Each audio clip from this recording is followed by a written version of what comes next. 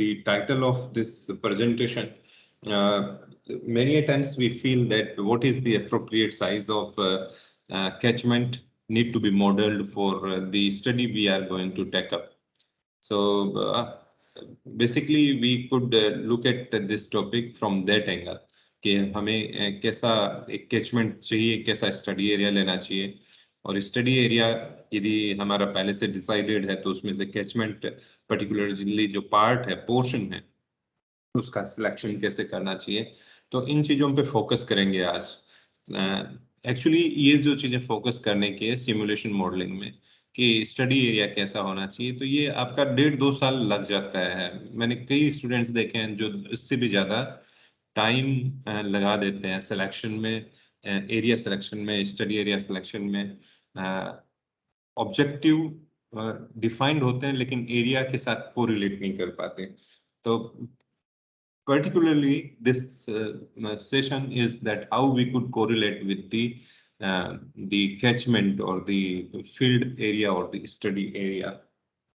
What I'm going to look at into large catchments कि क्या क्या हम देख सकते हैं। लार्ज कैचमेंट को देखते हैं तब लार्ज कैचमेंट को आप इसको इन कंपैरिजन देख सकते हो कि जो स्मॉल कैचमेंट्स होते हैं, स्मॉल वाटरशेड होते हैं, तो उसके कंपैरिजन में लार्ज कैचमेंट्स को जब हम सिमुलेट करते हैं, मॉडलिंग करते हैं, तो क्या क्या चीजें हमें देखनी है। तो ये जब सिमुलेशन नीड्स हैं लार्ज कैचमेंट की, बेसिकली फॉर फ्लडिंग का जब हो रहा है काम, तो हम एक छोटे से कैचमेंट के बजाय लार्ज कैचमेंट में करते हैं। पूरा का पूरा जो रिवर का पोर्शन है वो ट्राई करते हैं कि हम उसके अंदर लेके आए। कम से कम जहाँ पे एरिया अफेक्टेड है वहां तक जो जितने भी इनफ्लोज हैं वो उसके अंदर हम इंक्लूड करना चाहते हैं। तो काफी बड़े एरिया में कैचमेंट आ जाता है। क्लाइमेट चेंज स्टडी करते हैं तो हम लार्ज कैचमेंट का सोचते हैं कि इसके असर क्या आएंगे, क्या क्या जो टेम्परेचर चेंज है, वेरिएशंस हैं ओवर द इयर्स, प्रेजेंट और द फ्यूचर, तो वो उसमें कैसे चेंजेस लेके आ सकते हैं। तो एक रीजन ये होता है कि हम लार्ज कैचमेंट के बारे में जाते हैं।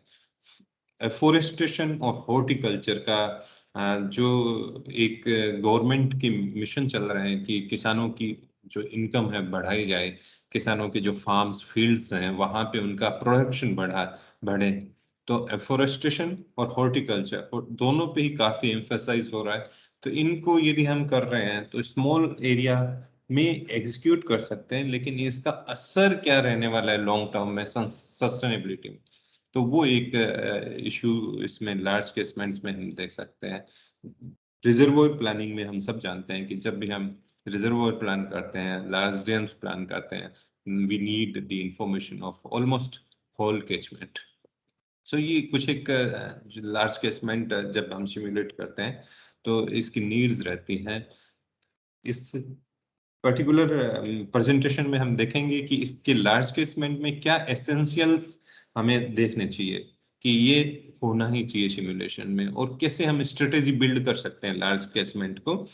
तो मैं जैसे जैसे स्लाइड जाएगी तो एसेंशियल पार्ट और स्ट्रेटेजीज हमें देखने कि कैसे उसको हम सिमुलेट कर सकते हैं, तो वो हम देखते जाएंगे इसके साथ।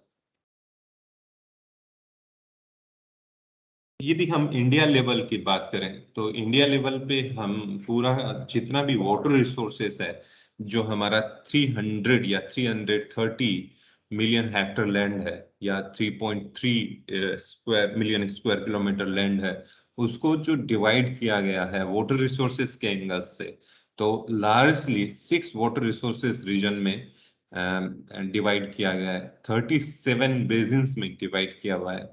117 कैचमेंट्स में डिवाइड हुआ है, सब डिवाइडेड है। 588 सब कैचमेंट्स, देन 3851 वाटरशेड्स। ये नंबर मैं इसलिए बता रहा हूं आपको कि इसका जो जब आप CWC की वेबसाइट पे जाएंगे तो आपको पता चलेगा कि कौन कौन से इंपॉर्टेंट बेसिन्स हैं, जैसे गंगा बेसिन है, ब्रह्मपुत्र है, नर्मदा है, कावेरी है।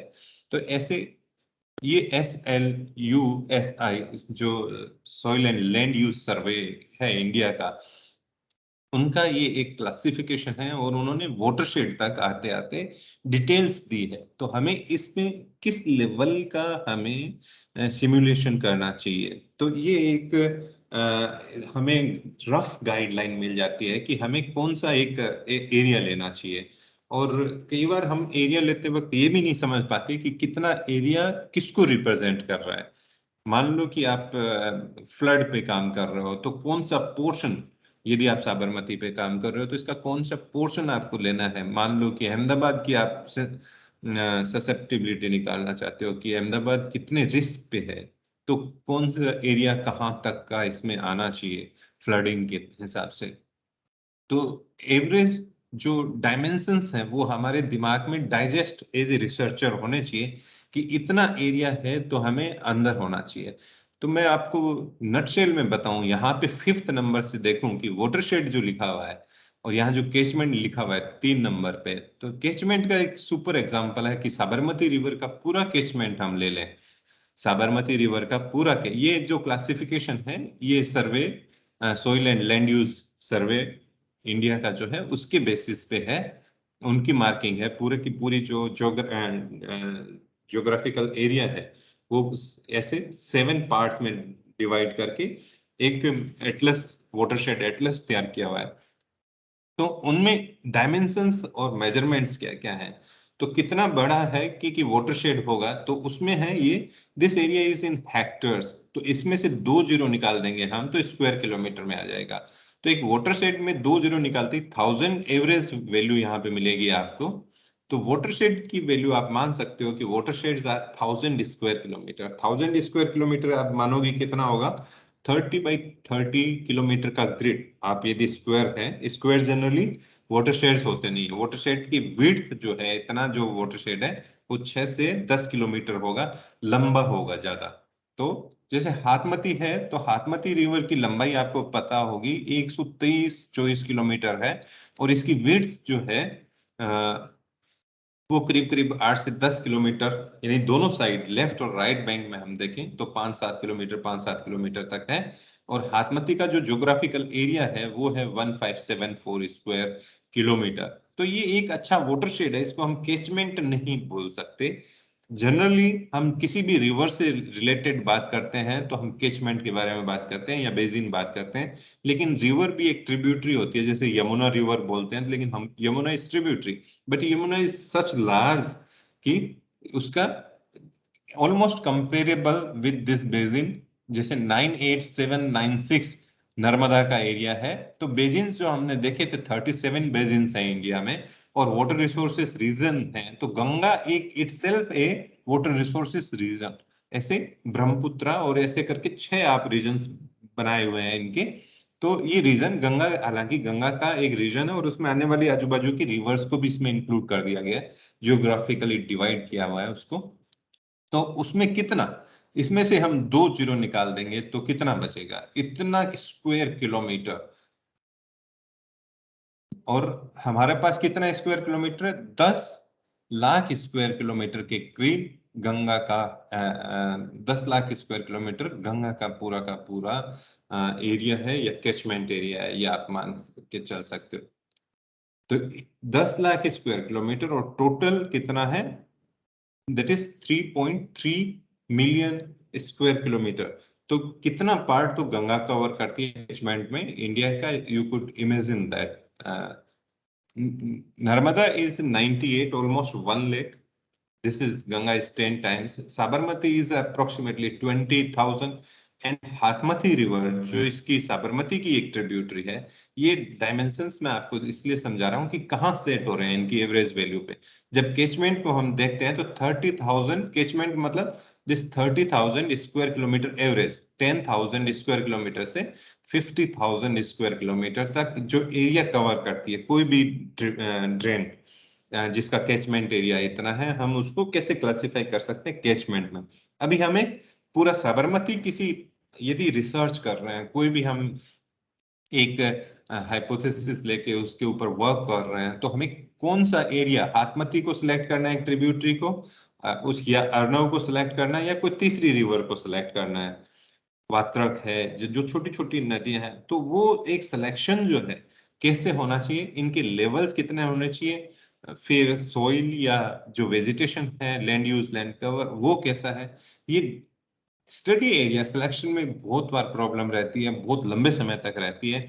जिस कोस्टल एरिया में मेरे को पता है कि आप में से एक दो बैठे हैं, तो they have been like fighting to decide how long the coastal line should be taken to prove the point.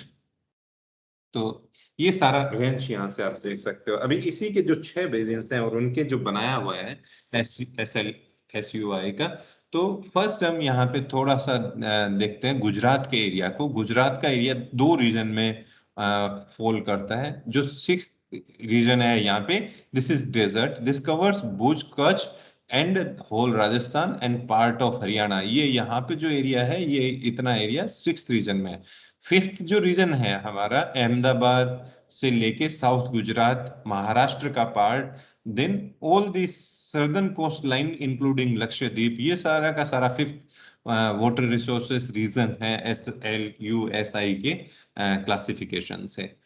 तो ये काफी बड़ा है, ऐसा लेंथ में काफी बड़ा है। और 4 नंबर का ये यहाँ पे आ जाता है। यहाँ पे 3 नंबर का जो वाटर रिसोर्सेज का रीजन है, ये है ब्रह्मपुत्र और other south north eastern states. 2 में गंगा का पूरा एरिया आ जाता है और 1 में सतलुज का पूरा एरिया आ जाता है। तो अभी बेसिन जो लेजेंड्स हैं कैसे क्रिएट करते हैं, सतलज, बीज, रवि, ऐसे। तो 5th रीजन में आपको कहीं ना कहीं हमारी तापी, नर्मदा, ये सारी मिलेगी। और यहाँ पे सिंस बेसिन्स के लेजेंड है, तो यहाँ पे आपको साबरमती का नहीं मिलेगा नाम कहीं पे भी। यहाँ देखेंगे तो यहाँ पे साबरमती आपको नहीं मिलेगी, क्योंकि साबरमती किस में फॉल करती है, एक कैचमेंट में फॉल करती है। साबरमती का जो एरिया है वो उतना फुलफिल नहीं हो रहा है कि हम इसको बेसिन बोल सके। बेसिन के लिए हमें कितना, करीब करीब के लिए 95,000 स्क्वायर किलोमीटर एरिया चाहिए, 1 लाख स्क्वायर किलोमीटर एरिया चाहिए, तो ही हम उसको बेसिन बोल सकते हैं। Basin is the second highest unit in terms of water resources management. तो ये नर्मदा और तापी दोनों इसमें फॉल करती है, they are basins from this Mahi, even part of Mahi river is in Rajasthan, so that is also there.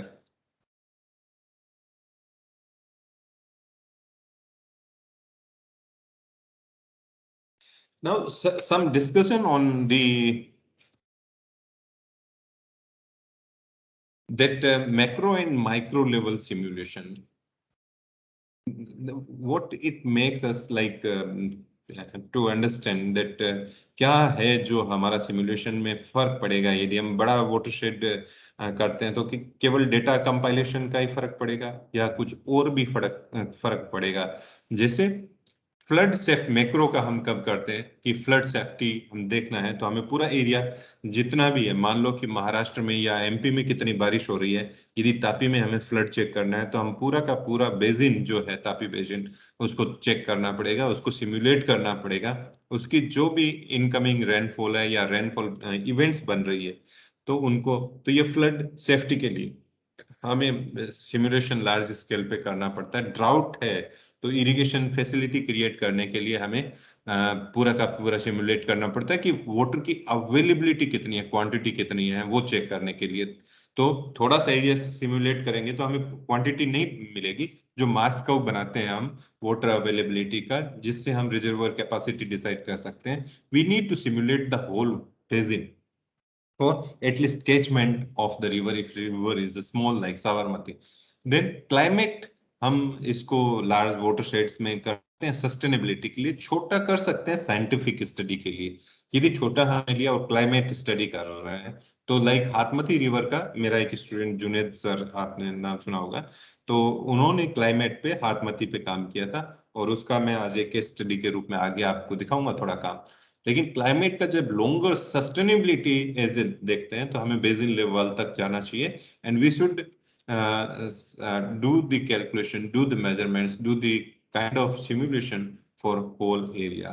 Hydro power development के लिए हमें वाटर अवेलेबिलिटी जैसे इरिगेशन के लिए था, similarly hydro power development regions के लिए करना पड़ता है। तो क्या है इसमें क्रिटिकल थिंकिंग, क्या है इन चीजों में, कि मैक्रो लेवल पे जब हम कर रहे हैं सिमुलेशन, तो क्या है एवरेजिंग ऑफ पैरामीटर्स, कैसे कि जितने भी हम इनपुट्स कर रहे हैं या आउटपुट ले रहे हैं, तो किसी पॉइंट जो डाउन साइड में है तो वो पूरे के पूरे बेसिन को रिप्रेजेंट कर रहे हैं कि ये बेसिन में से रन ऑफ इतना है या इतना है। तो ये काफी चीजों की एवरेजिंग हो जाती है, स्पेसिफिक डेटा न तो इनपुट रहता है न आउटपुट रहता है।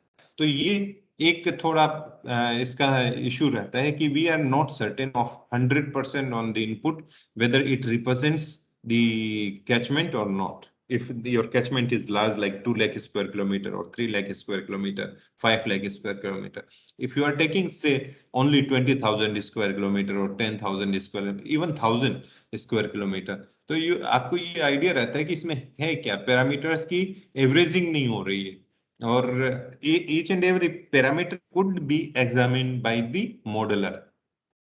लो एफिशिएंसी सिमुलेशन में इसीलिए आती है क्योंकि एवरेजिंग हो रही है और आप कभी भी श्योर नहीं रहते कि कितना है।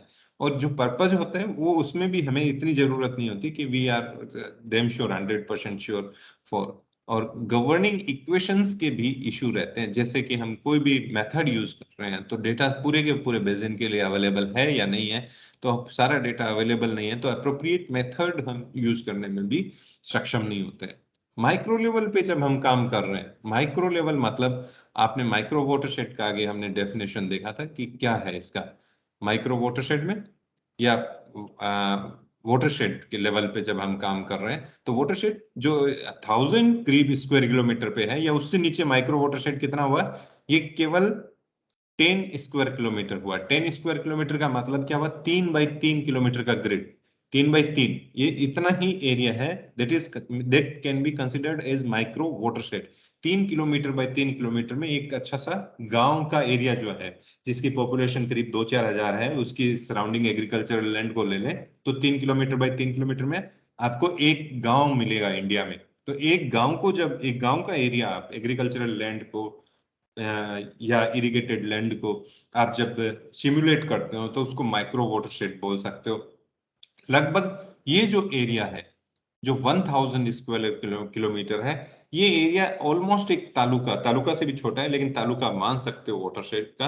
तो इतना ये 1574 हाथमतिक है, लेकिन 1000 के करीब है तो ये कर सकते हैं। तो ये एक अंडरस्टैंडिंग के लिए आपको मैं आगे बढ़ रहा हूँ इसके साथ। तो ये माइक्रो वाटरशेड कब लेना चाहिए, इंटरवेंशन मैनेजेबल यूनिट। आप जब भी कोई हम सिमुलेशन करते हैं, क्यों करते हैं, हमारा रिसर्च करने का या डेजर्टेशन करने का इरादा क्यों होता है कि हम ये मैनेज करते हैं कि वहां में इरोजन कितना हो रहा था और इरोजन नहीं हो, और हमारा जो रिजर्वोयर है, डैम रिजर्वोयर है, वो उसकी लाइफ बनी रहे, सिल्टिंग नहीं हो, जल्दी से खत्म नहीं, 50 सालों में भर नहीं जाए, उसका जो लाइव स्टोरेज है वो रिड्यूस नहीं हो जाए। तो जो हमने इंटरवेंशन किया है उस के लिए, उसको स्टडी करने के लिए मैनेज भी कर सकते हैं हम, यदि छोटे वाटरशेड में इम्प्लीमेंट एक्चुअल इम्प्लीमेंट कर रहे हैं वो कैचमेंट में छोटा सा है तो उसको मैनेजेबल यूनिट है।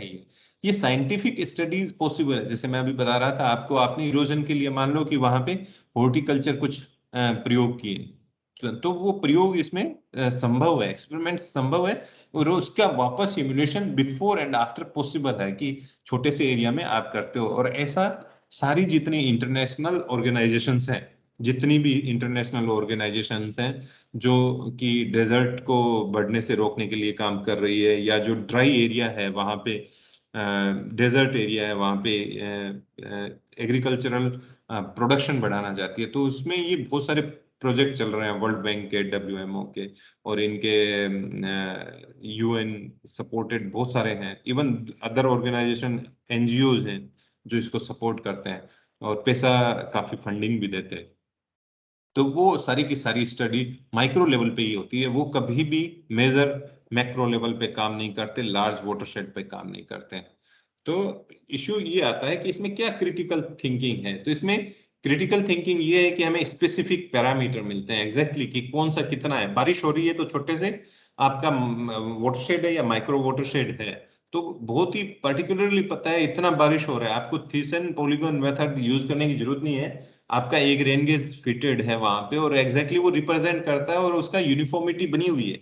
अदरवाइज क्या होता है कि रेन गेज मान लो कि 4 है और एरिया काफी बड़ा है, तो आप एवरेजिंग करके जो रेनफॉल को अज्यूम करते हो, average rainfall over the area, तो उसमें उतना अच्छा रिजल्ट नहीं मिलता, उतना अच्छा वैलिडेशन नहीं मिलता, उतना अच्छा वेरिफिकेशन मॉडल का नहीं होता। हम कोई भी सिमुलेशन मॉडल यूज कर रहे हैं, स्वॉट कर रहे हैं, माइशी कर रहे हैं, SWMM कर रहे हैं, या कोई भी, या चैनल फ्लो के लिए हैक्रास कर रहे हैं, तो ये बहुत सारी चीजें हो जाती है कि आप छोटे एरिया में कर रहे हो या बड़े एरिया में कर रहे हो। एफिशिएंट सिमुलेशन ऑलमोस्ट 100%, जो स्वाट में आर एंड पी की वैल्यू आती है, तो कहते हैं ना कि आर और पी परफेक्ट मैच हो रहे हैं, तो 100% ऑब्जर्व्ड और सिमुलेटेड वैल्यूज में 100% मैच होती है। तो एफिशिएंट सिमुलेशन जो है वो किस में संभव है? आपका छोटे माइक्रो वाटरशेड में संभव है। और effectiveness of governing equation, particular equation जो है वो यूज की थी हमने, एक स्पेसिफिक कंडीशंस में होती है। जैसे आप सोइल लॉस के लिए universal soil loss equation use करते हो या मॉडिफाइड कर रहे हो, तो दोनों में अंतर है, एक कंसेप्चुअल अंतर है। एक में आप बारिश मान रहे हो और एक में आप इंटेंसिटी यूज कर रहे हो। तो यूज करना है तो माइक्रो पे आप डिसीजन ले सकते हो कि आपको ULSE यूज करना है या मॉडिफाइड यूज करना है। तो ये इक्वेशंस यूज करने के लिए माइक्रो में आपको एग्जैक्ट पता चल जाएगा, लेकिन लार्ज वाटरशेड में आपको स्टडी करते करते या अंडरस्टैंडिंग आते आते हो सकता है काफी समय लग जाए, in years not in months. So that is कि गवर्निंग इक्वेशंस हैं कि आप कौन सी equation is more appropriate to use, so that is possibility here.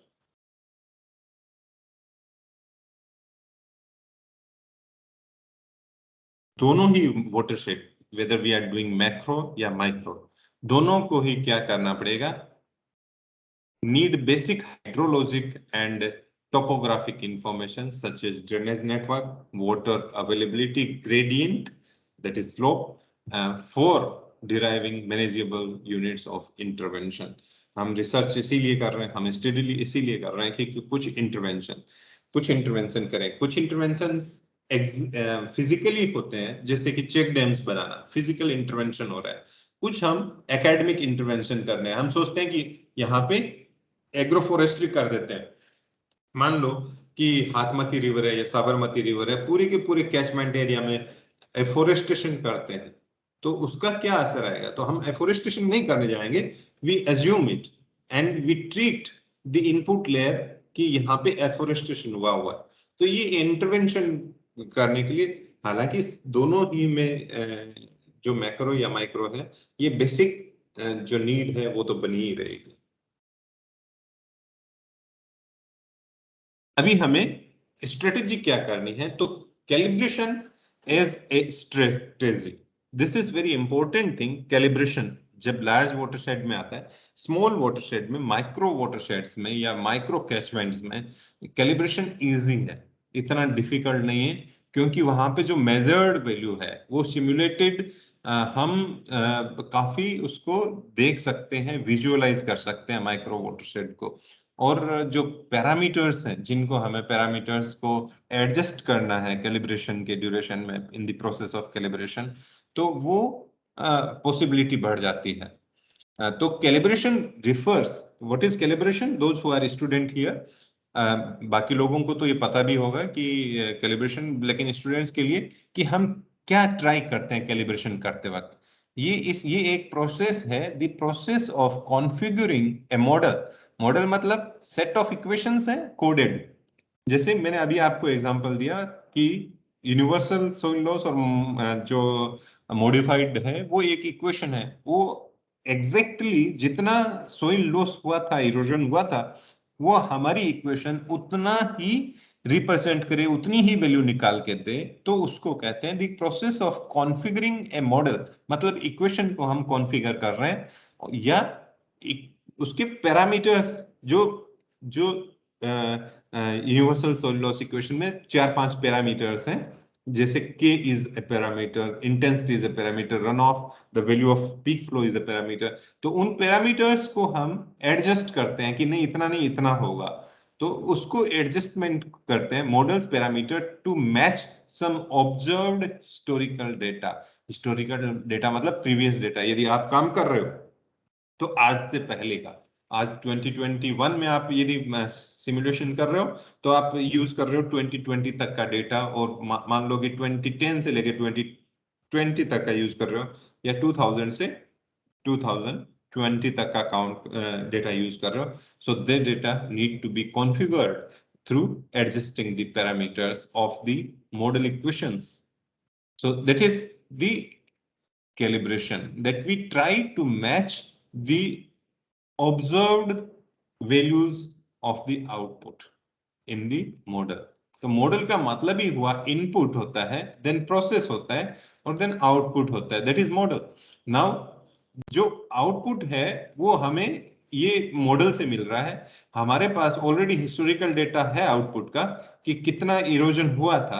तो ये दोनों मैच करवाने के लिए जो प्रोसेस है, इन दोनों को मैच करवाने का जो प्रोसेस है, वो जो इक्वेशन ये प्रोसेस है, इसके अंदर पैरामीटर्स हैं, इसके अंदर पैरामीटर्स हैं इक्वेशन के अंदर.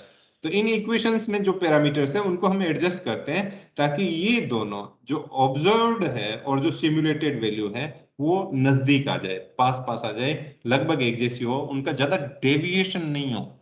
They should not be deviated. There must not be gap between these values. तो इसकी क्रिटिकल स्ट्रेटेजी क्या है हमारी कैलिब्रेशन की लार्ज वाटरशेड्स में, ये हम अभी देख रहे हैं. तो मैं दो एग्जांपल के थ्रू देखूंगा, लेकिन सारे कोई भी आप एग्जांपल लेते हैं कैलिब्रेशन में और सिमुलेशन में, तो बेसिकली ये एक फ्लो चार्ट यूज होता है जो मैक्यून ने दिया था 1889 में, और बेसिक कंसेप्ट है जो हाइड्रोलॉजिकल प्रोसेस का, उसको उसने फॉर्मेट किया था. बहुत अच्छा सा किया हुआ है, and we repeatedly use it to understand the modelling. हालांकि जितने अलग अलग मॉडल्स हैं उनके अलग अलग फ्लो चार्ट और अलग अलग वे में वो हाइड्रोलॉजिक साइकिल को रिप्रेजेंट करते हैं, लेकिन this is a standard concept that you understand कि तो ये प्रेसिपिटेशन यहाँ से होके ये नीचे जो प्रोसेसेस हो रहे हैं ये आपने सारे देखे हुए हैं. इंटरसेप्शन होता है फोलिएज से, सरफेस स्टोरेज, जितने भी डिप्रेशंस हैं या लो लाइंग एरिया है वो भर जाता है तो रन ऑफ निकलता है, उसमें से सरफेस रन ऑफ होता है, जमीन पे पानी चलता है. This is not channel flow, and this becomes channel flow, and it join the channel, and then we do the channel process. Then surface जो स्टोरेज है उसमें से कुछ पानी नीचे इनफिल्ट्रेट हो जाता है, इनफिल्ट्रेशन टेक्स प्लेस, और इनफिल्ट्रेशन होते होते थोड़ा पानी लेटरली चलता है और वो नदी में आके फिर से मिल जाता है, तो डायरेक्ट रन ऑफ को ज्वाइन कर लेता है. कुछ एक इंटरफ्लो को जो परकोलेशन होकर नीचे तक चला जाता है एक्विफर्स में, तो उसको हम ग्राउंड वाटर कह देते हैं. और ये ग्राउंड वाटर इस जो इंटरफ्लो है that is called the base flow. जैसे हम हाइड्रोग्राफ में बेस फ्लो सेपरेशन करते हैं ना, तो ये बेस फ्लो वही है मेंशन. तो बेस फ्लो है ये ग्राउंड वाटर स्टोरेज, ये परमानेंट स्टोरेज है, वेदर दिस इज कन्फाइंड और अनकन्फाइंड डिपेंड्स कि कहाँ है. तो ये हमारा सेव्ड वाटर हो गया, otherwise water will come out and will be channel. तो ये प्रोसेस जो है ये एक प्रोसेस सिंपल है. इसमें कैलिब्रेशन जो है जितनी भी इक्वेशन यूज होती है, जैसे कि ईटी है, ईटी की आप कौन सा मेथड यूज कर रहे हो, इनफिल्ट्रेशन का आप कौन सा इक्वेशंस यूज कर रहे हो, आप जो इंटरसेप्शन हो रहे हैं उसके कैसे परसेंटेजेस मेजर कर रहे हो, और इसको भी वापस ईटी में कन्वर्ट हो रहा है, ये भी ईटी में कन्वर्ट हो रहा है, ये भी ईटी में कन्वर्ट हो रहा है.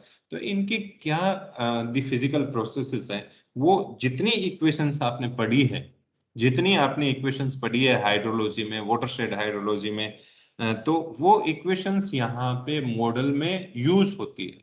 हर मॉडल अपनी अपनी रिक्वायरमेंट के हिसाब से अलग अलग इक्वेशंस यूज करता है, क्योंकि एक इक्वेशन नहीं है, बहुत सारी इक्वेशन होती है एक ही चीज को रिप्रेजेंट करने के लिए. तो आपके मॉडल, जब आप मॉडल यूज करने जा रहे हो जिसको आपको कैलिब्रेट करना है, जिससे आपको सिमुलेट करना है, उसकी आपको थियोरेटिकल अप्रोच पढ़नी चाहिए. मैनुअल्स आपको मिलेगी, थियोरेटिकल अप्रोच एंड इक्वेशंस की मैनुअल मिलेगी, और जो पैरामीटर हमें एडजस्ट करने हैं उसकी सारी की सारी ऑनलाइन स्टफ आपको मिल सकता है, मिल ही जाता है, और वो आपको स्टडी करना चाहिए. मैं उन मॉडल्स की बात कर रहा हूँ जो पब्लिक डोमेन में है. माइक शी है जैसे, तो इनकी मैनुअल्स जो बेचते हैं ये सॉफ्टवेयर, वो सप्लाई भी करते हैं इसके साथ. अभी हम दो केस स्टडी देखेंगे। पहले हाथमती की केस स्टडी देखते हैं। ये डॉक्टर जुनैद का है, मेरे अंडर पीएचडी की थी उन्होंने।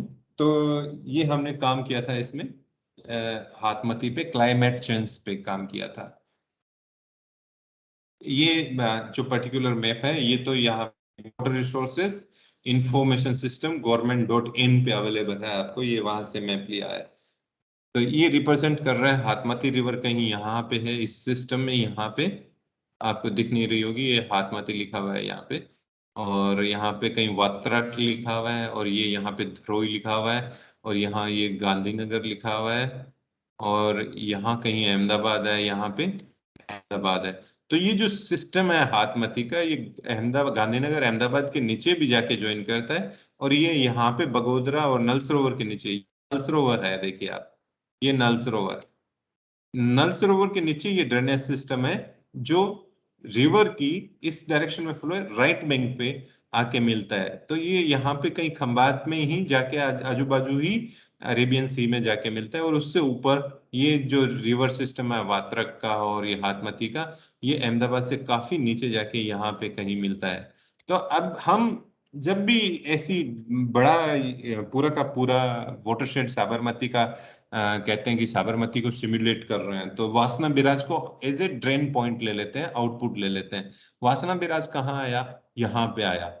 तो अभी हमें स्टडी एरिया में ये नहीं पता है कि जब हम ये यहाँ पे जब पोर पॉइंट लेंगे, जब यहाँ पे हम डिस्चार्ज पॉइंट लेंगे, तो न तो ये सिस्टम आएगा, जो ये सिस्टम लेफ्ट साइड में पूरा ड्रेनेज सिस्टम है, नहीं ये राइट साइड का पूरा ड्रेनेज सिस्टम आएगा आपका। तो अभी लार्ज कैचमेंट नहीं हुआ, आपने वासना एज ए पोर पॉइंट या डिस्चार्ज पॉइंट ले लिया, तो ये इतना पोर्शन दोनों लेफ्ट राइट का निकल गया। इसका टोटल एरिया 22,000 के स्क्वायर किलोमीटर है। इसमें से मुझे ऐसा लग रहा है कि ये जो राइट और लेफ्ट का अदर देन साबरमती रिवर का है एरिया है, ये भी कम से कम 10-11,000 स्क्वायर किलोमीटर होगा। बचता क्या है आपका? ये यहाँ से जो टॉप में राजस्थान में अरावली हिल्स में एरिया है, ये जो रेड दिख रहा है, जो 1000 मीटर से अप है, और उसके बाद ये धरोई में पानी रोक लेते हैं सारा का सारा, और ये साबरमती चलती है। तो साबरमती में कहीं से पानी नहीं आता, आप मान के चलिए यहाँ पे ये थोड़ा बहुत पानी यहाँ का आ रहा है, बाकी पानी ये सारी की सारी जो रिवर्स है onto the left bank of Sabarmati, they fetch it and take it downward, the Ahmedabad Vashna Beraj. Likewise, this system onto the right of this river is also not included. तो जब भी आप discharge point लेते हो कोई भी system में, तो ये आपका दिमाग होना चाहिए कि आप कैसे पिक करते हो, आप कैसे पिक करते हो। वासना बैराज लेने से आधा आपका कैचमेंट निकल गया है, आपका कैचमेंट रहा ही नहीं है, स्मॉल वाटरशेड हो गया। आप केवल साबरमती का जो मेन आपकी जो चैनल है, ड्रेन है, आप उसी को केवल मॉनिटर कर रहे हो, आप उसी को सिमुलेट कर रहे हो, नहीं कि आप साबरमती को कर रहे हो। तो उसमें में आपको जब रिसर्च कर रहे हो, डेजर्टेशन कर रहे हो, तो you can't say, you should not right, I would say कि you are simulating the whole catchment. This is another way of representing, थोड़ा अच्छा सा पिक्चर है, तो मैंने इसको लगाया आपके लिए कि यहाँ पे, और ये मिस्टेक ही बोल रहा हूँ आपको, तो ये इन्होंने भी क्या है कि वात्रक और यहाँ पे इन्होंने मिला दिया, और इन्होंने अहमदाबाद और वासना बिराज को यहाँ पे मार्क किया हुआ है। ये this picture is, this image is taken from internet, तो ये चीज दिखाई हुई है। तो ये थोड़ा सा क्लैरिटी थी। And this is Dharoi dam over here, and this is Guhai Dam onto this. This is catchment area in Aravalli.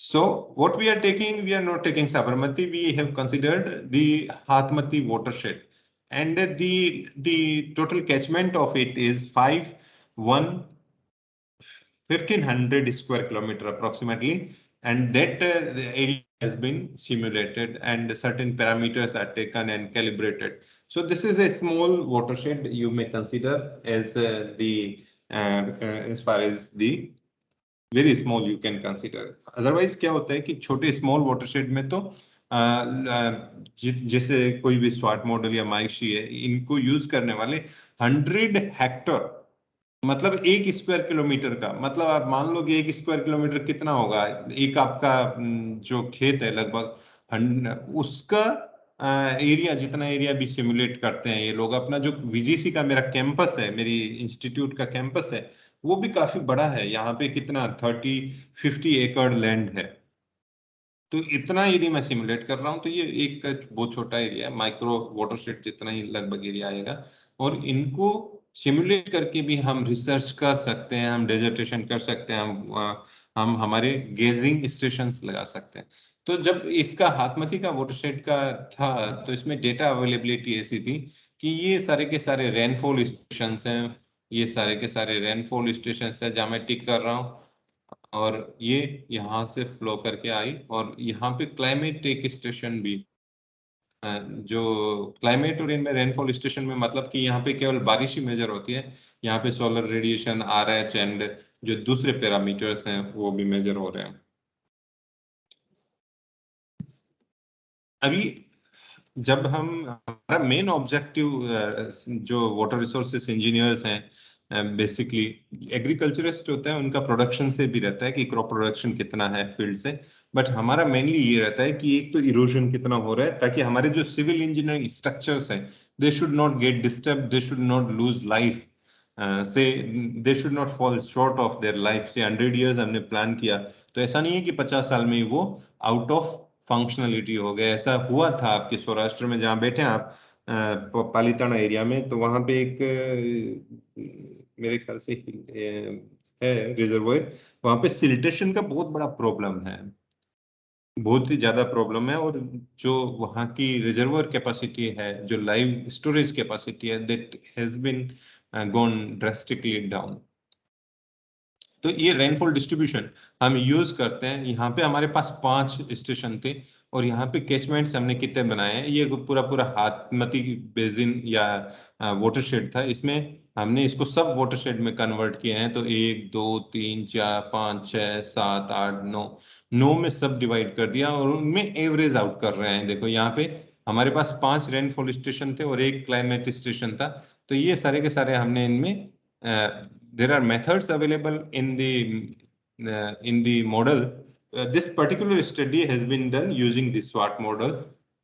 तो ये इसका हमें एवरेजिंग में रेनफॉल की पूरे एरिया में कितना हुआ है। हालांकि इतना होता नहीं है, इंटेंसिटी डिफर करती है सब जगह पे, लेकिन ये evapotranspiration distribution over the watershed की इवेपोरेशन कितना हो रहा है, सबसे ज्यादा बारिश यहाँ थी और सबसे ज्यादा इवेपोरेशन यहाँ हो रहा है। तो this is something similar you are getting here, but here the surface run off, यहाँ पे बारिश 400 है, यहाँ पे surface this ET is 164 and this is surface run off 150 mm, all and are in mm। तो यहाँ पे सरफेस रन ऑफ यहाँ पे मैक्सिमम नहीं मिल रहा, यहाँ पे जो ब्लू ये कलर है ये मैक्सिमम रिप्रेजेंट कर रहा है। We are getting maximum surface run off here. So other parameter is also into play, न कि केवल बारिश ही है जो सरफेस रन ऑफ जनरेट करती है, लेकिन कौन सा पैरामीटर हो सकता है, वो हो सकता है कि आपकी सोइल कैसी है, लैंड यूज कैसा है, या स्लोप कैसा है एरिया का। ये हिली एरिया है मान लो ज्यादा, तो यहाँ पे ज्यादा सरफेस रन ऑफ जनरेट हो रहा है। ये चीजें आपको देखने की है, यहाँ पे रियलाइज करने की है, सरफेस रन ऑफ डिस्ट्रीब्यूशन। दूसरी चीज जब हम मॉडलिंग करते हैं तो एक ध्यान रखने लायक ये है कि इनका जो स्पेशियल डिस्ट्रीब्यूशन है लैंड यूज का, land use map of 85, this study particular study has modelled more than 50 years of data. तो 85, 95, 2005, 2050, 40 years का डेटा तो इसी स्लाइड पे आपको दिख रहा है, और वो है लैंड यूज का डेटा। यहाँ पे लैंड यूज ऐसा है, ऐसा है, ऐसा है, ऐसा है।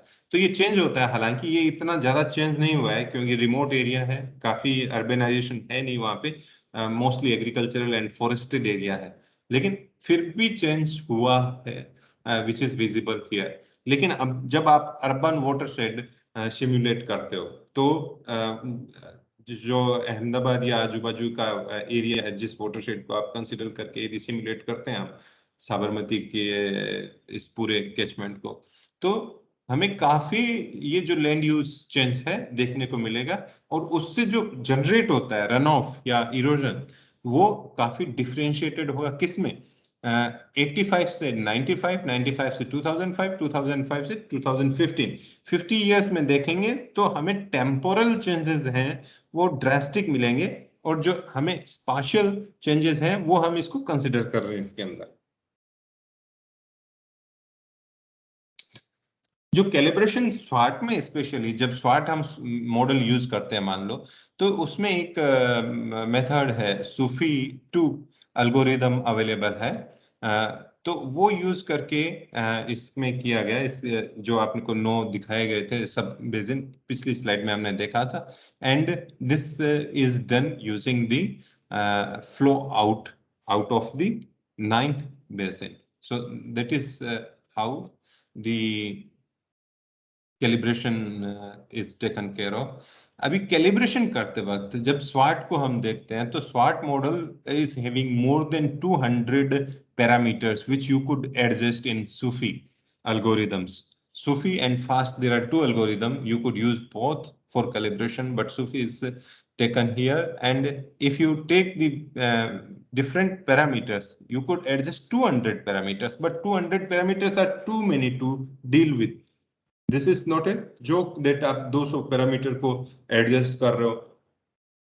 तो स्वाट में, जब स्वाट में स्टडीज हुई तब ऐसा पता चला कि something 27-29 parameters are more sensitive. तो सेंसिटिविटी स्टडीज हुई, उसमें से 29 पैरामीटर्स ऐसे थे जो सेंसिटिव है। सेंसिटिव का मतलब क्या हुआ, जैसे कि CN2 जो कर्व नंबर है जिससे कि सरफेस रन ऑफ जनरेट होता है, उसकी वैल्यू 30 से 98 के बीच में होनी चाहिए। तो एक सेंसिटिव पैरामीटर है, इसको हम चेंज करेंगे तो हमारा सरफेस रन ऑफ चेंज होगा। वैसे अदर जो इक्वेशंस है फिजिकल, उसमें भी बहुत सारे पैरामीटर्स हैं, जैसे ये सोइल का पैरामीटर है, सोइल डेप्थ बता रहा है, इसकी 0 से 3500 तक वैल्यू चेंज हो सकती है। This is how the model has been built. We need to understand 0 to 3500। तो सोइल डेप्थ की वैल्यू कहां से कहां चेंज करें कि हमारा जो मेजर्ड रन ऑफ है वो किसके नजदीक आ जाए, जो सिमुलेटेड है वो मेजर्ड के नजदीक आ जाए। तो अब इन पैरामीटर्स को हम चेंज करते हैं, ये एडजस्टेड वैल्यू जो हमने कैलिब्रेशन में ली है, और कैलिब्रेशन कैसा हुआ है, ऐसा हमें कैलिब्रेशन मिला। Calibration has been done here for 2006 to 2010, 2006 to 2010। these two colors is observed and modeled means simulated। तो ये सिमुलेटेड वैल्यू है यहाँ पे, ये they are not exactly matching. हमें जरूरत भी नहीं है, एग्जैक्टली मैच हो भी नहीं सकती, मोस्टली ये चीजें नहीं मिलती कि आप एग्जैक्टली मैच करो। अभी सिमुलेटेड यहाँ पे देखेंगे तो ऑब्जर्व्ड है ही नहीं, यहाँ पे बहुत सारे स्पाइक्स ऐसे हैं, जैसे ये ऑब्जर्व्ड यहीं तक है, ये पहला जो ब्लू दिख रहा है आपको यहाँ से, और सिमुलेटेड यहाँ तक है। लेकिन बेसिकली NSE एक इंडेक्स है, नेस शटक्लिफ एफिशिएंसी, इसकी वैल्यू यदि 0.5 से ज्यादा आ रही है, प्रेफरेबली 0.7 से ज्यादा, लेकिन 0.5 से ज्यादा आ रही है, तो you could say that your model is working okay. you could improve your calibration, but above 0.5 is okay, and above 0.7 you could consider it as a well fit or calibrated। इसमें भी जब हम इसको रन करते हैं सूफी algorithm को, तो we get 2 factors R and P। उन R and P की दोनों की वैल्यू भी एडजस्ट होती रहती है। जैसे मैंने बताया आपको 200 से भी ज्यादा फैक्टर्स हैं, तो उनमें से कितने फैक्टर्स की हम वैल्यू चेंज कर रहे हैं, डिफॉल्ट वैल्यूज हैं सारी की सारी इनबिल्ट रहती है, वो रन होता है। और जब हम चेंज करते हैं तब 1 by 1 चेंज करते हैं। तो सूफी को कितनी बार रन करना पड़ता है, एक को आप एक को चेंज करेंगे, बाकी सब स्टेशनरी रहेंगे। तो ऐसे करते करते जाएंगे, तो how many numbers, how many times you are going to do, and you are changing the same parameter for say n number of times to get a good value, and combination of all these parameters also give you good calibration value। So this is a lengthy process and need to be understood well for say large catchment, because their variability is partial and temporal for such studies, पूरे catchment management के लिए काफी बड़ी हो जाती है और काफी टाइम कंज्यूमिंग हो जाती है। तो अभी हम देखते हैं दूसरी स्टडी जिसमें इसको थोड़ा सा एड्रेस किया हुआ है, इस इश्यू को एड्रेस किया, और we will come down to few parameters. जैसे हाथमती में हमने 6 लिए हैं, उन्होंने भी काफी लिए थे पैरामीटर्स, और हम इसको देखते हैं। ये बड़ा कैचमेंट है एक नर्मदा का।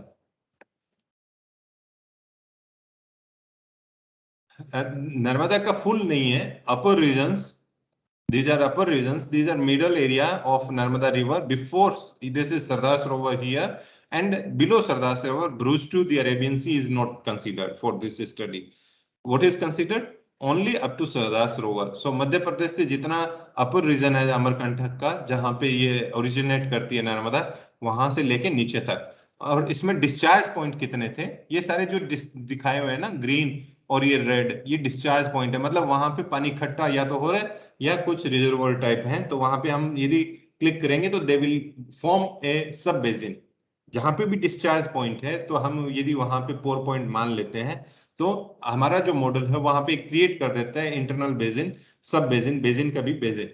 तो ये एरिया आप मान सकते हो कि नर्मदा का 1 लाख स्क्वायर किलोमीटर है, और 1 लाख स्क्वायर किलोमीटर में से इतना बाकी रख के ये सारा का सारा, तो ये 70,000 किलोमीटर के करीब, 70-72 हजार किलोमीटर के करीब एरिया को सिमुलेट किया। तो आप लार्ज मान सकते हो, लेकिन इन्होंने सिमुलेट स्ट्रेटेजी डिफरेंट रखी।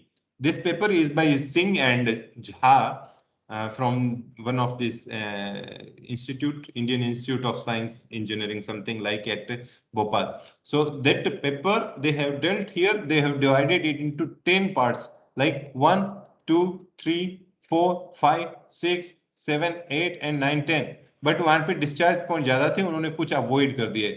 तो इन 10 में से कुछ एक बड़े हैं, जैसे 10वां नंबर का है, ये पूरा का पूरा उन्होंने एक साथ सिमुलेट किया। जो 1 नंबर का है वो बहुत छोटा सा है, उन्होंने इतना सही सिमुलेट किया। तो ये it becomes micro watershed and this becomes a catchment, almost A basin. Narmada का बेसिन पूरा नहीं है, लेकिन ऑलमोस्ट ए बेसिन।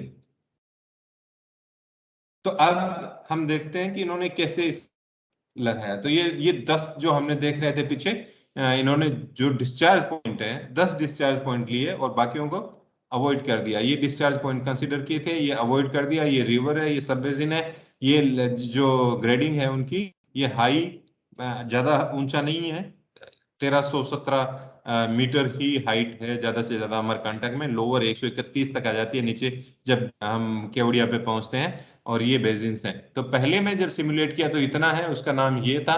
दूसरे में थोड़ा ज्यादा है, तीसरे में ये वाला पोर्शन है, में ये छोटा सा पोर्शन है, 5वें में भी छोटा है, ये भी छोटा है। Now they have done this middle order simulation, this is middle order, this is large. Look at this simulation, ये जो येलो एरिया है ये पूरा सिमुलेटेड पोर्शन है एरिया, इसमें सारा का सारा अपर एंड मिडल रेंज जो है नर्मदा की पूरी सिमुलेट कर दी मंडलेश्वर में और हांडिया में।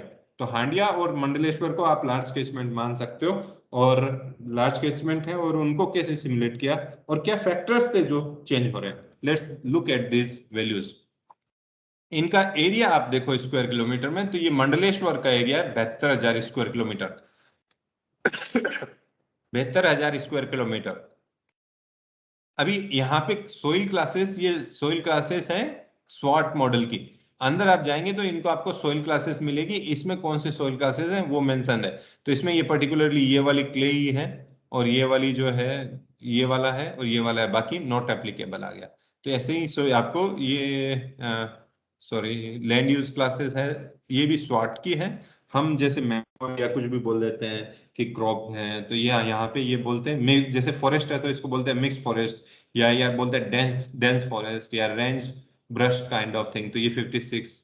तो नॉमेनक्लेचर डिफरेंट है, we have to change the property to make it more validated model, more perfect model. Validated and verification, two things which you convert your model to your customization needs.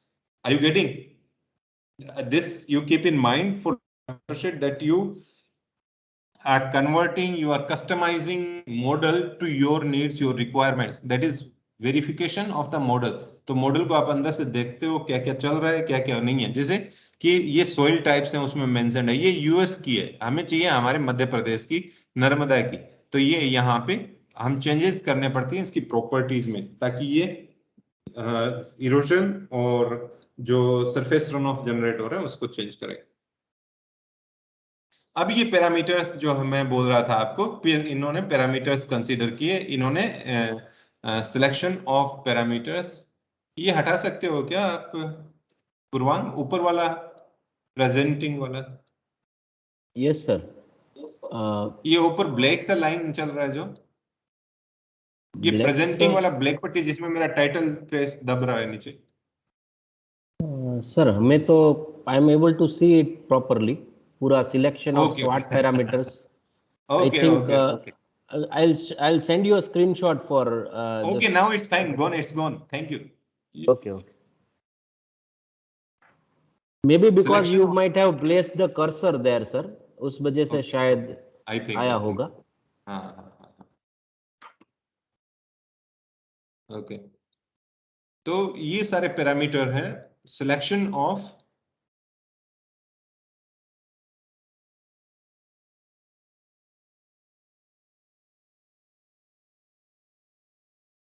Sir, is it disturbing you again? Yes, again. Just wait a minute. Gone. What you did?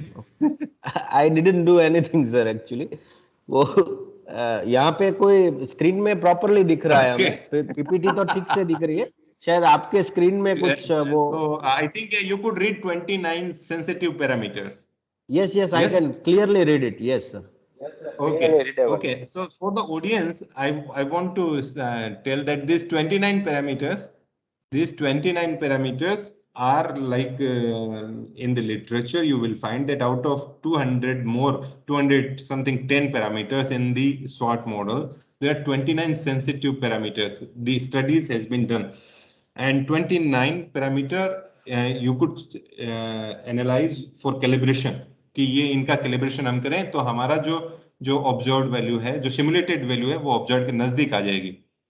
तो ये जो 29 parameters हैं, ये 29 parameter these guys has taken in Narmada basin and they checked for small watershed and large watersheds कि ये इनकी sensitivity कितनी है। पहले कैलिब्रेशन करेंगे और फिर सेंसिटिविटी चेक करेंगे।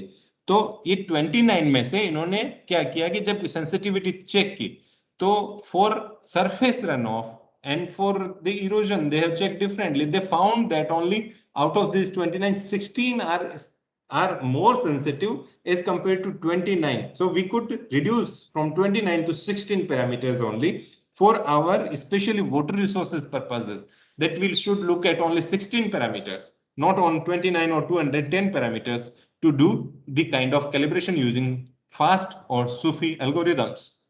So these 29 parameters, that adjustment, something like adjustment, this is initial ranges from 0 to 1, 0 to 1, 0, this minus 0.01 to 500, and these are the initial ranges given in the model, and these are the changes done while doing the calibration.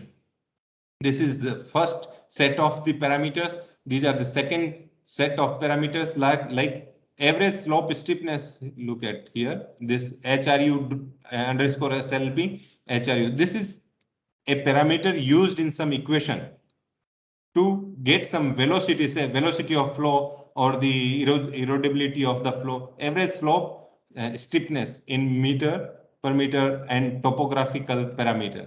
Lateral flow travel time. Lateral flow travel time. What we study? This TL, TC, time of concentration, and that one. So these parameters are used. This is Manning's N. You know, look this. So these are the parameters inside the equation, and we need to adjust these to get the perfect simulated output. This is related to groundwater topography and so on. These all are 29 parameters which are sensitive out of 210 parameters in the SWOT model. Now, what they have done, this is very interesting. Sir, I'm interrupting you. Sorry for that. Yes. But one of the PG student is asking that what is the meaning of adjustment? So okay, I would be happy if you address to his question. Yes.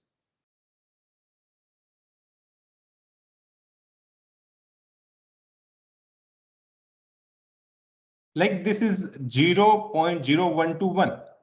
This is the value, Manning's N, and depending upon this will take initial value of this, and then we have to change like between this 0.01 to 1. If you are keeping 1, you will get a different set of answer.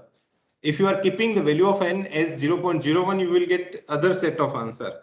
Now, if you are changing your soil exactly what it is in your, say, catchment, since catchment is very large, n is also changing. N is also changing from one point to another, from one sub-basin to another sub-basin. So averaging onto the large catchments. So what we do, we adjust this value. We adjust this value to a more representative value so that our simulated, we know the system. Now we want to mimic the system. The meaning of simulation is that we know the system and we are doing the kind of we are mimicking the system inside this, in this computer. Now to mimic that, what we do, we adjust these parameters.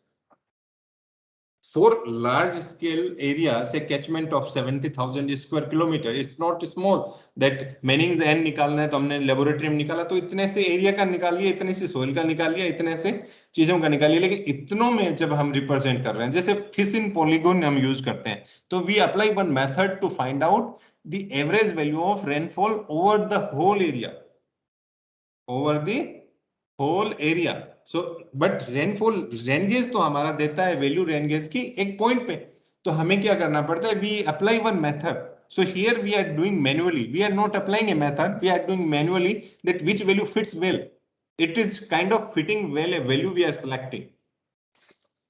So and different modeler do it differently. Like Junaid has done differently, and these two guys have done differently. You look at this initial description of this table number 3. Description and initial ranges of the parameter used for model calibration. Descriptions and initial ranges. Initial मतलब इसकी 0 है तो पहले 0 use हुई. Initial ranges of the parameter used for the model calibration. Type of change to be applied to the existing parameter value. 1 जब लिख रहा है यहाँ पे कहीं 1 होगा तो क्या मीनिंग होगा, means a value from the range is added to the original. उसमें कुछ ऐड कर दिया गया. 2 means the original value is to be replaced by a value from the range. उसी रेंज में से हुई है जो हमने कुछ वैल्यू डाल दी. इसमें 3 का वैल्यू का मतलब क्या हुआ, 3 जब लिखा हुआ है means the original value is multiplied by the adjustment factor. इसमें उन्होंने फैक्टर डाल के मल्टीप्लाई किया, बट रेंज तो वही रहने वाली है. लेकिन इतने सारे पैरामीटर हैं वो तो मैन्युअली नहीं कर सकते ना. Then they give something like adjustment factor और मल्टीप्लाइंग फैक्टर. तो 3 रिप्रेजेंट वो करता है. तो इसमें में मॉडलर जब यूज करते हैं फास्ट एल्गोरिदम का या सूफिक एल्गोरिदम का, तो ये डिपेंड करता है. तो मेरे ख्याल से आपका ये क्वेश्चन जो है पूर्वांग, उसका समझ में आया होगा. नहीं तो मेरे से दोबारा लास्ट में पूछ ले. Yes sir, he has responded. He has got the concept. Thank you sir. Okay. अभी जो मिस्टर डॉक्टर सिंह और उनका झाका जो सेंसिटिविटी का है, कैलिब्रेशन का है, लार्ज स्केल पे जो लार्ज कैचमेंट है और लार्ज स्केल में पैरामीटर्स हैं, 29 पैरामीटर्स जो रिपोर्टेड है लिटरेचर में, उसमें से और कम करना चाहते हैं. तो क्या, कैसे कैलिब्रेशन कैसे करें, पहली चीज है. दूसरी चीज है कैसे सेंसिटिविटी चेक करें. तो वो जो हमने म्यूकेन का देखा था वैसा ही उन्होंने एक फ्लो डायग्राम बनाया है कि कितने rainfall, temperature, solar radiation, wind speed and relative humidity, ये क्लाइमेटिक वेरिएबल्स लिए इन्होंने. टोपोग्राफी लिया, क्या स्ट्रीम नेटवर्क लिया, स्लोप लिया, एंड फिर ये फिजिकल वेरिएबल्स लिए, लैंड यूज लिए और सॉइल लिया. तो इसमें HRU बनते हैं. HRU का मतलब हुआ it's a combination of land use and soil. Land use and soil जो सब बेसिन है वैसे ही HRUs होते हैं. मैं आपको डिटेल में बता नहीं सकता, ब्रीफली बता देता हूँ कि HRU का मतलब होता है हाइड्रोलॉजिक रेस्पॉन्स यूनिट. और जब स्वाट मॉडल रन करते हैं तो जो बेसिक इक्वेशन है सॉइल मॉइस्चर की, वो HRU में रन करती है and surface run of generate करती है. तो जो HRU सब बेसिन में रन नहीं करती। तो HRU में रन करने का मतलब ये हुआ कि एक सेट ऑफ लैंड यूज और एक सेट ऑफ सोइल, बस इतना ही के लिए वो करती है। जब हम ज्यादा बड़ा कर देते हैं HRU को तो लंपिंग हो जाती है। तो लार्ज कैचमेंट है तो हमारे HRU जो नंबर है वो बहुत ज्यादा होंगे, बहुत ज्यादा होंगे। और हम HRU की यदि नंबर कम कर दें, HRU hydrologic response unit control करना हमारे हाथ की बात है। जब हम मॉनिटर पे बैठे हैं तो उसमें एक थ्रेशोल्ड वैल्यू देनी पड़ती है लैंड यूज और सोइल की, कि इतना मिनिमम है तो HRU की जो नंबर्स हैं वो कंट्रोल कर सकते हैं। तो HRU बन गया एक बार हमारा। और ये जो हमारे ये इनपुट्स हैं यहाँ पे, राइट इनपुट टेबल्स ये आ गए। अभी हाइड्रोलॉजिकल मॉडल यहाँ पे हमने स्वाट जो है वो रन किया वाटर बैलेंस के लिए, जो बेसिक इक्वेशन है स्वाट मॉडल की। फिर उसके बाद रन करने के बाद हम उसको कैलिब्रेट करते हैं, एंड वो है स्वाट कप, उसका एक्सटेंशन। तो स्वाट कप में सूफी 2 एल्गोरिदम एग्जिस्ट करता है और फास्ट भी एग्जिस्ट करता है, मतलब है वहां पे, तो उनको यूज करते हैं। तो इसको यूज करके हम कैलिब्रेशन पैरामीटर को एडजस्ट करते हैं। ये जो करते हैं यहाँ पे हमें एक ही बार स्वाट रन करना पड़ रहा है और हमें वाटर बैलेंस मिल जाएगा। वाटर बैलेंस में मतलब कितना पानी गिरा था, कितना सरफेस रन ऑफ मिला, कितना ईटी गया, कितना नीचे पानी गया ग्राउंड वाटर में, इन्फिल्ट्रेशन हुआ। तो ये सब कुछ हमें आउटपुट मिल गया, लेकिन that doesn't represent the real reality. तो what we do, we want to now bring that to the actual reality. तो हम उसको कैलिब्रेट करते हैं स्वाट कप में। तो इसमें एल्गोरिदम लगाते हैं। एल्गोरिदम लगाने का मतलब हुआ कि पैरामीटर चेंज करते हैं हम, पैरामीटर एडजस्ट करते हैं, चेंज नहीं करते, एडजस्ट करते हैं, एडजस्ट। तो ये एल्गोरिदम जैसे ही रन करता है तो ये चेंज होती है वैल्यूज। तो ये हमारा एक यहाँ पे क्वेश्चन है, इस कैलिब्रेशन क्राइटेरिया सेटिस्फाइड। जैसे मैंने आपको कैलिब्रेशन क्राइटेरिया बोला कि जो स्वाट में है नेस शटक्लिफ एफिशिएंसी फैक्टर जो है आपका वो 0.5 से ऊपर आ जाता है तो आप मान सकते हो यस हो गया तो स्टॉप कर दो। तो आपको यदि आपने 7.7 यहाँ पे फिक्स कर दिया तो आपका यस तभी होगा जब ये 0.7 पे पहुंच जाएगा, NSE की वैल्यू यहाँ पे कैलकुलेट होगी यहाँ पे, और यहाँ पे पहुंच जाएगा और स्टॉप होगा। यदि ये 0.7 से कम रहा तो फिर नो होगा, फिर अपडेट पैरामीटर की रेंज हम अपडेट करेंगे, चेंज करेंगे, लेवल 1 2 3 जैसे मेंशन किया हुआ था। फिर स्वाट कप में जाएगा, फिर सूफी एल्गोरिदम रन करेगा, एंड देन अगेन चेक करेगा whether calibration criteria is satisfied और नॉट, यस देन स्टॉप। अभी हमारे जो आउटपुट है कंप्यूट ईच आउटपुट, जो हमारा सरफेस रन ऑफ है वो मिल गया, हमें वही चाहिए। हमें सरफेस रन ऑफ ही मेजर आउटपुट लेते हैं हम कोई भी मॉडलिंग में। हालांकि स्वाट बहुत सारे आउटपुट देता है, मैं उसकी बातें बाद में करूंगा 5 मिनट बाद में, अब टाइम बहुत कम बचा है।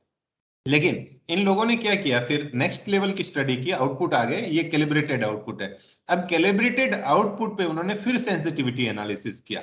कि कैसे किया, they have used Sufi 2 and fast module जो यहाँ पे कैलिब्रेशन के लिए यूज किया था, फिर किया on spatial scale and on temporal scale. Spatial scale मतलब कि कैचमेंट छोटा है या बड़ा है, लार्ज कैचमेंट है या स्मॉल कैचमेंट है।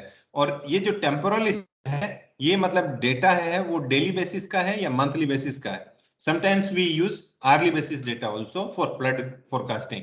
तो ये टेम्पोरल मतलब टाइम से रिलेटेड और ये एरिया से रिलेटेड स्पाशियल।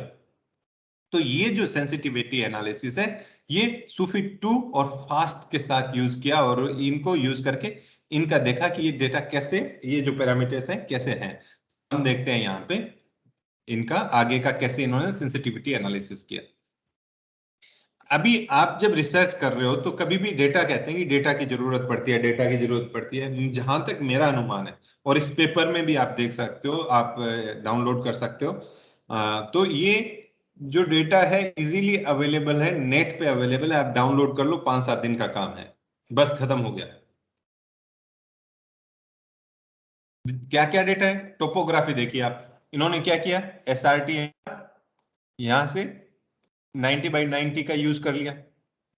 डेटा कवर कहां से किया यूज, इन्होंने global irrigated area mapping of international water management यहां से डाउनलोड कर लिया। सोइल का HWSD का कर लिया।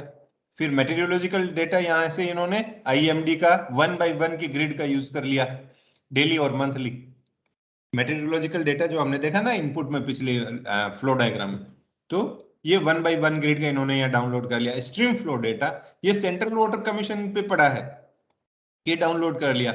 बाकी इन्होंने एजम्पशन कर दिए कि इन्होंने जो लैंड यूज है वो एक ही स्लाइड यूज की है, जो सोइल है वो भी एक ही स्लाइड यूज की है, और बाकी उन्होंने चेंज नहीं किया ओवर द इयर्स। 10 साल का डेटा यूज किया इन्होंने और चेंजेस ज्यादा मेजर नहीं किए, वो एजम्पशन के साथ उन्होंने निकाल दिया। तो ये एकेडमिक स्टडी में पॉसिबल है कि आपको जो फोकस एरिया है उस पर आप ज्यादा ध्यान दे रहे हो, रादर की हर एक चीज पे ध्यान दे रहे हो। तो ये इन्होंने स्टडी की 10 साल की, आप देखिए 91 से लेके 2000 तक का डेटा डाउनलोड किया। ये कैलिब्रेशन इन्होंने यहां से लेके 90 से लेके 97 तक का किया, 98 से लेके 2000 का वैलिडेशन किया। तो ये सब मैच हो रहे हैं, लगभग हो रहे हैं। और इनकी nest jet Cliff efficiency NSE की जो वैल्यू है वो काफी अच्छी मैच हो रही है। और ये वैल्यूज आप देखिए NSE की। अभी दिस इज सेंसिटिविटी एनालिसिस। अभी इन्होंने क्या किया, जो मैं आपको पहले बता रहा था कि डेली कैलिब्रेशन करते हैं, फिर डेली वैलिडेशन, जो हमें 10 साल में से 2 पार्ट दिखाए थे, ये मंथली कैलिब्रेशन और ये मंथली वैलिडेशन। तो हम एक ही पे पहुंच जाते हैं। कौन से पे? मंडलेश्वर, जो लास्ट वाला था ना, हम वहीं पहुंच जाते हैं। तो मंडलेश्वर पे पहुंचते हैं तो पी फैक्टर और आर फैक्टर दिखाया हुआ है इधर, और ये NSE की वैल्यू दिखाई हुई है, ये NSE की वैल्यू दिखाई हुई है।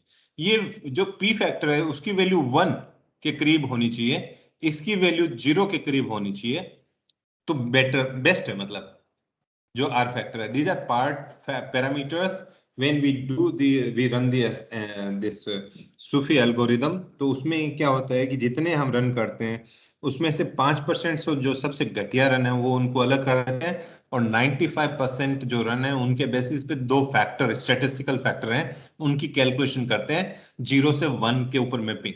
तो पी फैक्टर की वैल्यू 1 के करीब आए तो बेस्ट है, टुवर्ड्स 1, नॉट एग्जैक्टली, और आर फैक्टर की 0 के करीब, this is not R square, mind it. और NSE की वैल्यू एज आई सेड 0.5 से ज्यादा है तो अच्छी है। तो अभी आप मंडलेश्वर का देखिए, तो ये 29 पैरामीटर्स को उन्होंने कैलिब्रेट किया, then they get the value of NSE as 0.76, and उन्होंने जब 16 जो फैक्टर्स थे उनको लगा मोस्ट ज्यादा सेंसिटिव है, उनको यूज करके उन्होंने कैलकुलेट किया था 0.74। तो ज्यादा चेंज नहीं आ रहा, तो क्यों फिर फालतू में हम 13 और पैरामीटर्स को करें। तो ये टाइम कंज्यूमिंग होता है, काफी ज्यादा पैरामीटर लेते हैं। तो 16 पैरामीटर हैं, उनमें से ही आप काम चला सकते हो, ऐसा मेंशन्ड है। और दूसरा क्या है, देखिए आप मंथली जो कैलिब्रेशन है, ये डेली वाला था ऊपर, अभी ये वाला जो रो है ये मंथली डेली का है, सॉरी मंथली का ऊपर वाला डेली का था। अभी इसमें तो जो नेस्ट सेट क्लिफ है वो मंथली में तो ज्यादा अच्छी है इन 16 पैरामीटर्स के साथ, इससे भी ज्यादा अच्छी आ रही है वैल्यू। हालांकि इसमें 0.97 है यहाँ पे, और यहाँ पे 0.94 है, तो ज्यादा कोई फर्क नहीं पड़ रहा, कोई ज्यादा चेंज नहीं आ रहा। तो आप इस चीज को मान सकते हैं कि आपकी जो ये 16 पैरामीटर्स जो मेंशन्ड है इस पेपर में, you could focus only on those while the doing the calibration.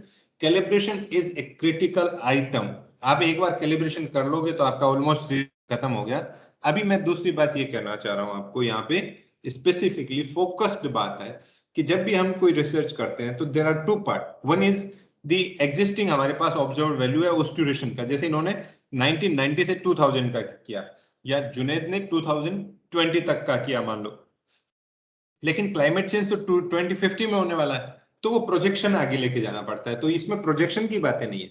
हम कोई भी सिमुलेशन करते हैं तो हमारा ये ऑब्जेक्टिव रहता है कि हम एग्जिस्टिंग सिस्टम को तो करते ही हैं, फिर हमारा ये रहता है कि हाइपोथेटिकल सिनेरियो हम यदि क्रिएट करें तो फिर हमारा जो वैलिडेटेड मॉडल है वो कैसा रेस्पॉन्ड कर रहा है, क्या जवाब दे रहा है, क्या आउटपुट दे रहा है, उन आउटपुट्स को हम हमारा रिसर्च आउटपुट मानते हैं, वो हमारा रिसर्च होता है। तो बेसिकली आपका calibration is critical. If you could do the calibration deliberately, perfectly, efficiently, then your research outputs would be of greater quality.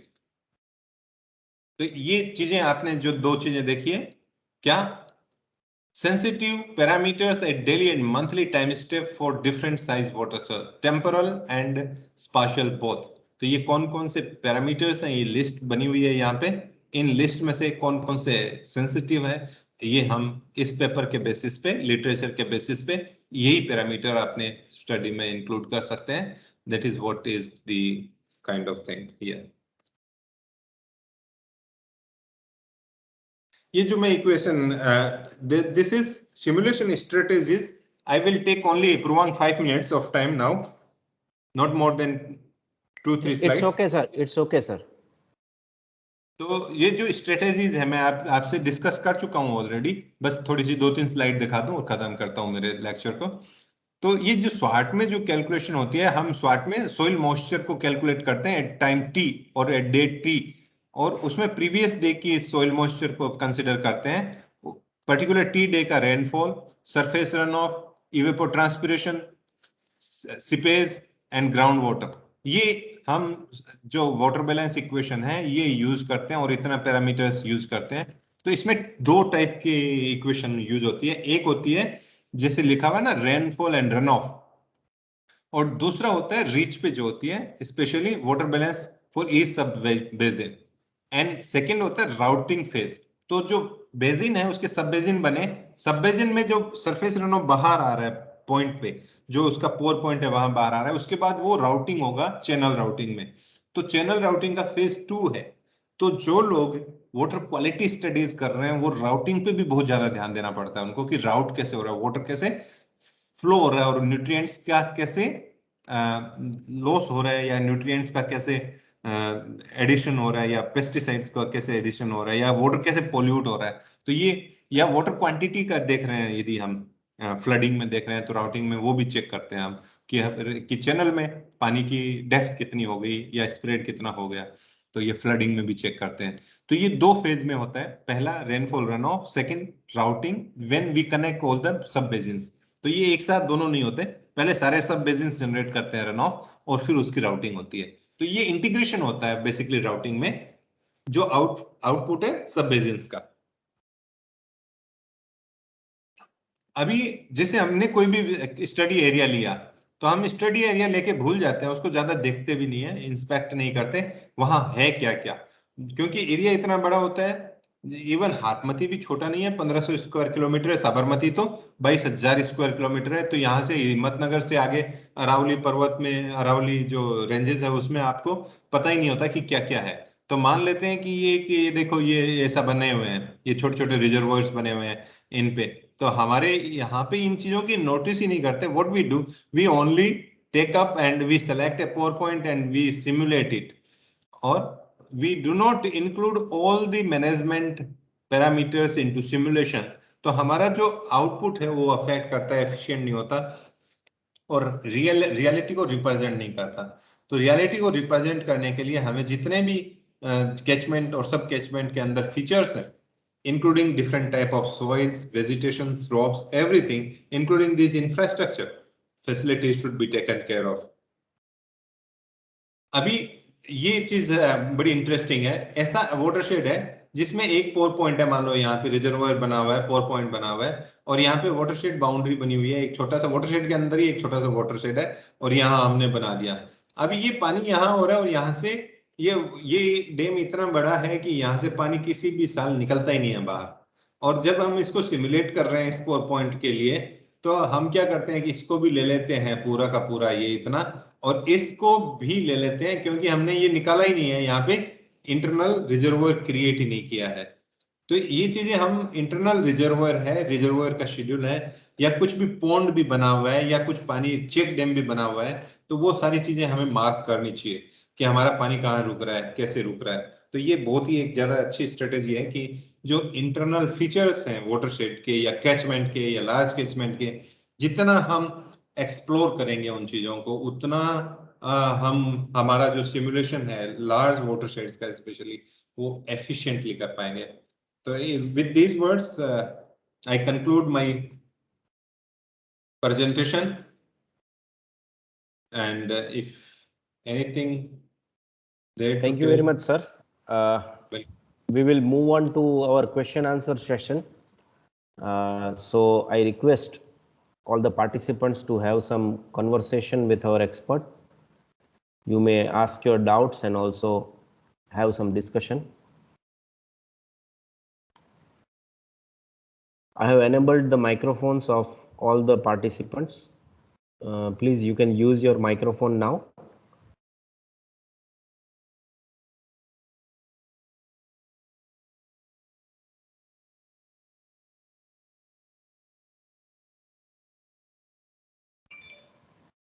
There is one question from the participant. Production of climate change के लिए हम स्वाट का use कर सकते हैं? There is one question. क्या बोल रहे हैं?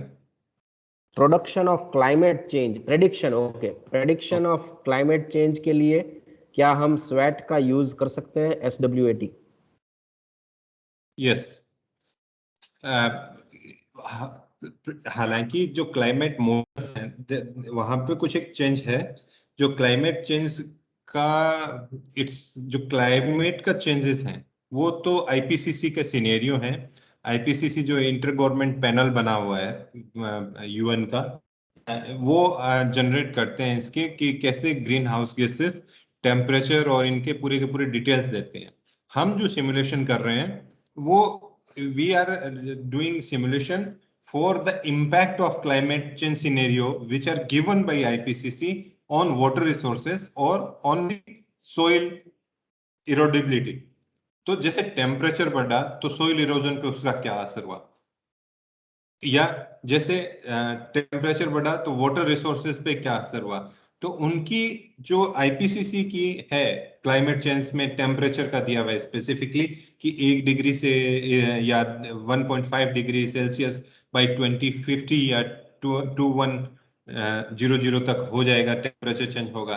तो उससे हमारा जो वाटर आउटपुट बेसिन कैचमेंट में, या जो जैसे 10 हमने नर्मदा को डिवाइड किया था सब कैचमेंट में हमारा जो सरफेस रन ऑफ का आउटपुट है डिफरेंट लोकेशंस पे, वो हम स्टडी कर सकते हैं स्वाट से. और वो बहुत ज्यादा फिजिबल है क्योंकि हम टेम्परेचर फाइल इनपुट दे सकते हैं, हम सोइल फाइल इनपुट दे सकते हैं, हम देन डिफरेंट पैरामीटर्स को हम कंट्रोल कर सकते हैं. जो इनपुट है वो ऐसा नहीं है कि ब्लैक बॉक्स टाइप है कि एक इनपुट दिया और आउटपुट आ गया, रेनफॉल दिया और रन ऑफ आ गया, ऐसे नहीं. हम प्रोसेसेस को कंट्रोल कर सकते हैं.